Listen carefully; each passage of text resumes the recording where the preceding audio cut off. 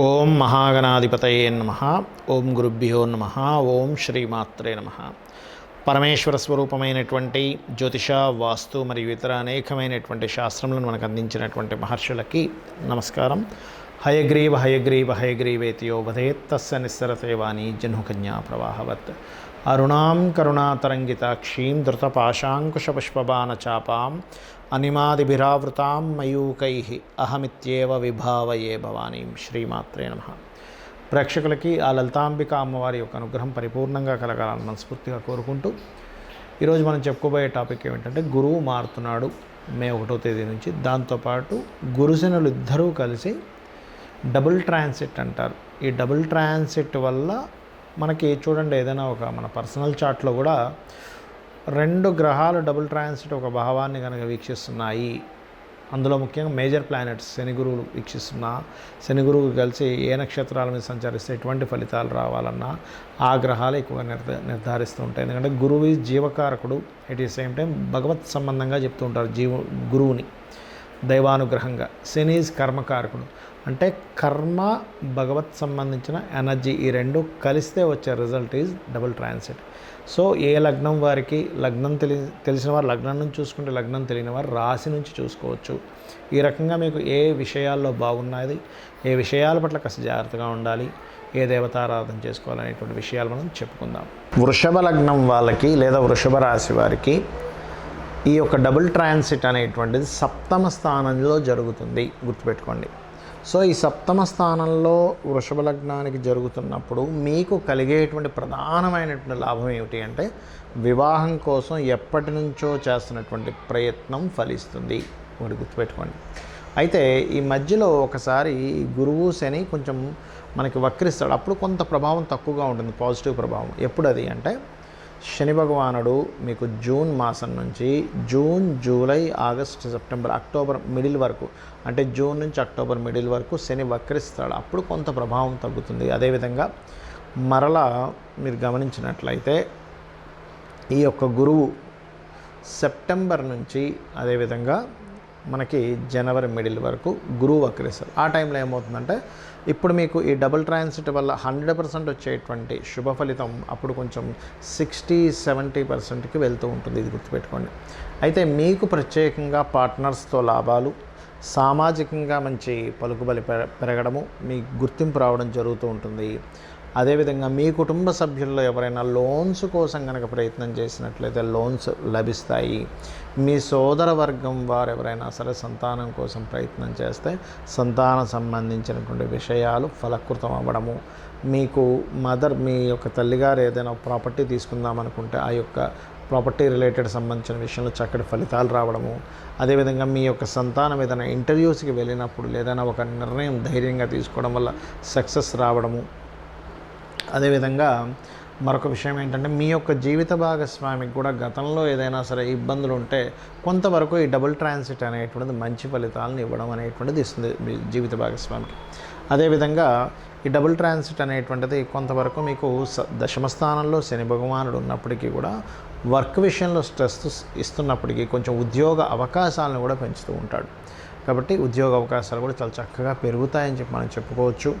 మరియు అదేవిధంగా గమనించుకున్నట్లయితే ఈ ట్రాన్సిట్ ఏదైతే ఉందో మీకు ఇంకా మంచి ఫలకృతమైనటువంటి విషయాలు మీకు రావాలి అంటే మీరు చేయవలసింది ఏమిటంటే, గోవుకి, దేశీవాలి గోవుకి చక్కగా మీరు మీ బెల్లము మరియు క్యారెట్స్ తినిపించండి దేశీవాలి గోవుకి. మీకు దగ్గరలో గోవులు లేవు, కనీసం మీకు ప్రస్తుతం నడుస్తున్నటువంటి మహాదశ, అంతర్దశ మీ జన్మజాతకంలో ఉంటుంది. ఇప్పుడు మీకు ఏ దశ నడుస్తుంది, అంతర్దశ ఏ నడుస్తుందని ఆ రెండు గ్రహాలకి దీపారాధన చేయండి. ప్రత్యంతర్దశ కూడా చూసుకొని చేయొచ్చు. ఎందుకంటే మనకెప్పుడు కూడా ఒక డబుల్ ట్రాన్సిట్ గోచారంలో ఫలితం ఇచ్చేటప్పుడు మన అంతర్దశ, ప్రత్యంతర్దశలు సపోర్ట్ చేయాలంటే ఇవి కూడా బలంగా ఉండాలి. అప్పుడు ఏమవుతుంది, మీరు ఏదైతే సంకల్పం అనుకుంటుంటారో ఆ యొక్క సంకల్పం నెరవేరుతుంది. అదేవిధంగా మీకు పర్టికులర్గా మీ జన్మజాతకానికి వివాహ యోగం ఉందని చెప్పాను ఈ సంవత్సరం బాగా. అలాంటప్పుడు మీరు ఇంకొంచెం బలం పెరగడానికి లలితా సహస్రనామాల్లో ఓం కామేశబద్ధ మాంగళ్య సూత్ర శోభిత కందరాయ నమః అనే నామస్మరణ చేయండి. అన్ని విధాలా మీకు బాగుంటుంది. అదేవిధంగా పంచమంలో కేతు ఉన్నందుకు కొంచెం గణపతి యొక్క ఆరాధన కూడా చేయండి. అయితే ఈ సంవత్సరం పాటు ఉండేటువంటి డబుల్ ట్రాన్సిట్ రాశి లగ్నము తెలిసినట్లయితే మనం దాని సంబంధమైనటువంటి లాభాలు పొందుతాం. కానీ చాలామందికి అది తెలియదు. అదేవిధంగా కొన్నిసార్లు చాలా విషయాల్లో ఇబ్బంది పడుతూ ఉంటారు. అంటే మనకి ఏదైతే గోచారం ఉందో గోచారంతో పాటు జన్మజాతకంలో ఉండే లగ్నం నుంచి 12 భావాలు ఎలా యాక్టివేట్ చేసుకోవాలి. ఎందుకంటే లగ్నం పాడైంది అనుకోండి ఎవరికైనా, అంటే ఇది ఏదైతే ఉందో ఈ లగ్నం తెలిసినా తెలియకపోయినా సరే నేను చెప్పబోయేటువంటిది ఏదైతే ఉందో ఈ అమ్మవారికి సంబంధించిన బ్రహ్మాండంగా పనిచేస్తాయి. ఏమిటది అంటే లగ్నం స్పెసిఫిక్గా పాడైంది ఎవరికైనా, వాళ్ళు ఎదగలేకపోతున్నారు, వాళ్ళకంటే ఒక ప్రొటెక్షన్ లేదు, ఇన్సెక్యూరిటీలో ఉన్నారు. ఓం శ్రీమాత్రే నమః. లగ్నాధిపతి తెలుసు, లగ్నాధిపతి ఏ గ్రహాల ద్వారా పాడేయాడు, అప్పుడు దానికి సంబంధించిన దానాలు ఇచ్చుకోండి. అలా కాకుండా ఫినాన్షియల్గా బాగా ఇబ్బంది ఉందండి, నాకు నా ధనాధిపతి పాడైపోయాడు, ధనాన్ని ఇచ్చేటువంటి గ్రహం పాడైపోయి వ్యతిరేక ఫలితాలు వస్తున్నాయి, అప్పుడేం చేయాలి అంటే సింపుల్గా ఒకటే గుర్తుపెట్టుకోండి. ఆ సమయంలో మీరు ఏమి టెన్షన్ పడకుండా లలితా సహస్రనామాల్లో ఓం సంపత్కరీ సమారూఢ సింధుర వ్రజ సేవితాయే నమః, లేదా ఓం ధర్మాధార ధనాధ్యక్ష ధనధాన్య వివర్ధినియే నమః. ఇక్కడ మనం అర్థం చేసుకోవాల్సింది ఏంటంటే మన ధనాధిపతి ఎక్కడ ఉన్నాడు, ఏ గ్రహాలతో కలిసి ఉన్నాడు, ఎందుకు మనకి రావాల్సిన డబ్బులు ఆగుతున్నాయి, ఎంత కష్టపడుతున్నాను ఎందుకు అవ్వట్లేదు అనే దాన్ని ప్యాటర్న్ అర్థం చేసుకోగలగాలి. అలాగే కొంతమంది కొన్ని ప్రయత్నాలు చేస్తుంటారు, లేదా కొంత భయంలో బ్రతుకుతూ ఉంటారు. అంటే ఏ పని చేయాలన్న భయం, ఫియర్, ఏ అడుగు ముందుకు వేయాలన్న భయం. అప్పుడేంటి వాళ్ళ 3వ స్థానాధిపతి పాడే ఉంటాడు వాళ్ళ జన్మజాతకంలో. అందుకని అదేం చేయాలి, దానికి ఓం దుమ్ దుర్గాయ నమః, లేదా ఓం కనకాంగద కేయూర కమనీయ భుజాన్వితాయే నమః. ఈ నామం చేసుకుంటే మనం ఏదైతే ప్రయత్నం చేస్తున్నామో ఆ ప్రయత్నం ఫలిస్తుందండి. మరి కొంతమందికి 4వ స్థానాధిపతి పాడవుతాడు.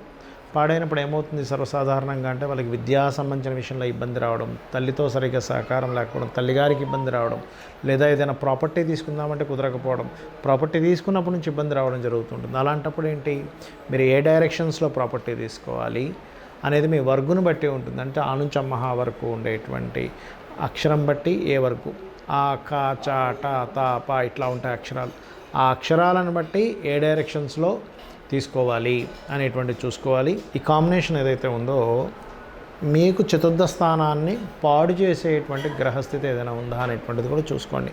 4వ స్థానం పాడవుతుంది, ఆ సమయంలో మీరు ఏదైనా ప్రాపర్టీ తీసుకోవడం వల్ల ఇబ్బంది అవుతుంది. అలా కాకుండా 4థం బాగుందంటే శుభగ్రహాలతో కనెక్టివిటీ వచ్చింది గోచారంలో, ఆటోమేటిక్గా ఏమవుతుంది అంటే మీకు బాగుంటుంది.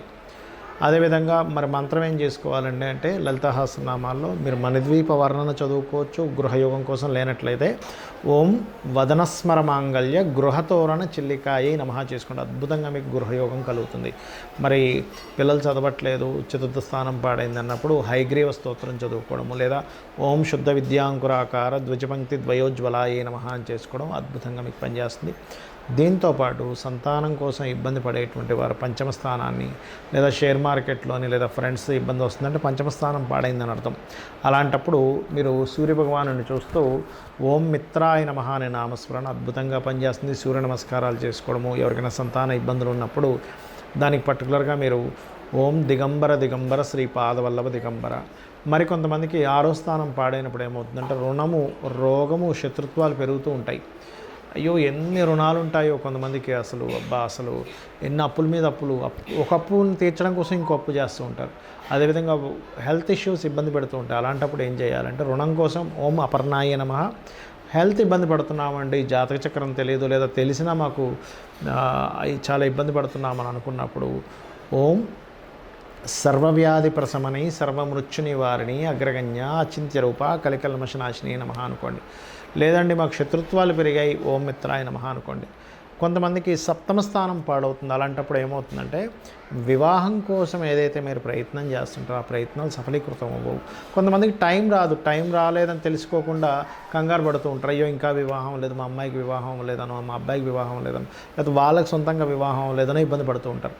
అలాంటప్పుడు ఏమిటి అంటే చాలా సింపుల్గా లలితా సహస్రనామాల్లో నామం ఉంటుంది. అది ఏమిటంటే ఓం కామేశబద్ధ మాంగళ్య సూత్ర శోభిత కందరాయ నమః. ఏమి టెన్షన్ పడొద్దు, ఇది ఒక 40 నిమిషాలు చేసుకుంటూ మీ వివాహ ప్రయత్నాలు మీరు చేసుకున్నట్లయితే అమ్మవారు చక్కగా మీకు ఏ నామం చేసుకోవడం ద్వారా మీకు వివాహ యోగం కలగాలనేటువంటిది అది మీరు చేస్తున్నారో అది ఆటోమేటిక్గా ఎనర్జీ మీకు తీసుకొచ్చేస్తుంది ఆ వివాహ ప్రయత్నాలు సక్సెస్ అయ్యేలాగా. అదేవిధంగా ఆకస్మిక సంఘటనలు ఎక్కువగా అవుతున్నాయనుకోండి, అష్టమి చంద్ర విభ్రాజ అలికస్థల శోభితాయ నమః. ఏదైనా పనులు ఆగిపోతున్నా కూడా ఈ నామం పనిచేస్తుంది. ఎందుకంటే ఆ అష్టమి చంద్రుడు అష్టమి నాడు తిథికి త్వరితాదేవి యొక్క ఆరాధన ఎప్పుడైతే చేశారో మీరు ఓం త్వరితాదేవి అయి నమః అనుకున్నా కూడా ఆటంకాలు తొలగిపోతాయి. అదేవిధంగా మీకు జాబ్లో సరైనటువంటి ఇది లేదు, అంటే ఎంత వెతుకుతున్నా జాబ్ రావట్లేదు, ఓం మాణిక్య మకుటాకార జానుద్వైవిరాజితాయ నమః. దానివల్ల 2 లాభాలండి ఈ నామం వల్ల. ఎవరికైనా మోకాళ్ళకి సంబంధించిన ఇబ్బంది ఉన్నా తగ్గుతుంది, కెరియర్ సంబంధించిన ఇబ్బందులున్నా తగ్గుతుంది. దీంతోపాటు ఓం శ్రీమాత శ్రీ మహారాజ్ని శ్రీమత్ సింహాసనేశ్వరి నమః కూడా జాబ్ ఇస్తుంది. అదేవిధంగా కొంతమందికి జాబ్ ఉండదు, వ్యాపారాలు చేస్తుంటారు. అయితే ఇక్కడ ఇంకొక విషయం ఏంటంటే ఏ వ్యాపారం చేయాలనేటువంటిది కూడా చాలామందికి తెలియదు.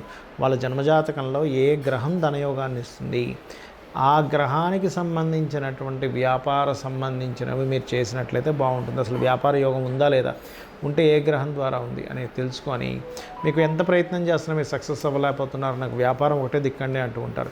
అలాంటప్పుడు మీరు ఓం ఇంద్రగోప పరిక్షిప్త స్మరతూనాభజంగికాయ నమః కనుక చేసుకున్నట్లయితే ఖచ్చితంగా వ్యాపార అభివృద్ధి ఉంటుంది. మరియు దీంతోపాటు పర్టికులర్గా విదేశాలకు వెళ్ళాలి ప్రయత్నం చేస్తున్నాం అవ్వట్లేదు, డైలీ 2 times హనుమాన్ చాలీసా చేయండి.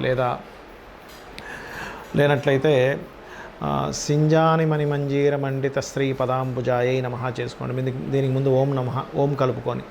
ఇలా ఏంటంటే ఏ నామాన్నైనా సరే మీరు 40 నిమిషాలు మినిమం చేయండి. ఏదో 10 సార్లు చేస్తామండి 11 సార్లు చేస్తామండి అయిపోవాలనుకుంటే కాదు. 40 నిమిషాలు మీరు కనుక మనసు లగ్నం చేసి అమ్మవారు నాకు ఈ యొక్క యోగాన్ని ఇస్తుంది. ఎందుకంటే దేవీ పురాణంలో దేవీ భాగవతంలో అమ్మవారి స్వయంగా చెప్పింది, ఎవరైతే నా భక్తులు అవుతారో వాళ్ళ తలరాతని బ్రహ్మని పిలిచి మళ్ళీ తిరిగి రాయిస్తున్నాడు. కాబట్టి మీ యొక్క కర్మలన్నింటినీ తగ్గించుకోవచ్చు. చాలా సింపుల్గా ఈ రెమెడీస్ చేసుకొని మీరు అద్భుతమైనటువంటి యోగాన్ని పొందగలుగుతారు అమ్మవారి అనుగ్రహంతో. శ్రీమాత్రే నమః.